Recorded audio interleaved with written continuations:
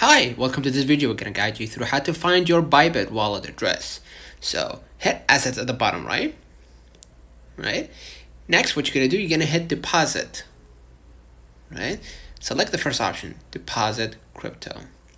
So select your coin, and this will generate a stable address which you can go back and forth transferring your money from one chain or from one platform, from one wallet to another, right? So this would be your main address, okay, to deposit USDT. So I'm gonna select USDT. Select your network beforehand and make sure it matches the one also in the other wallet, like Kraken, whatever.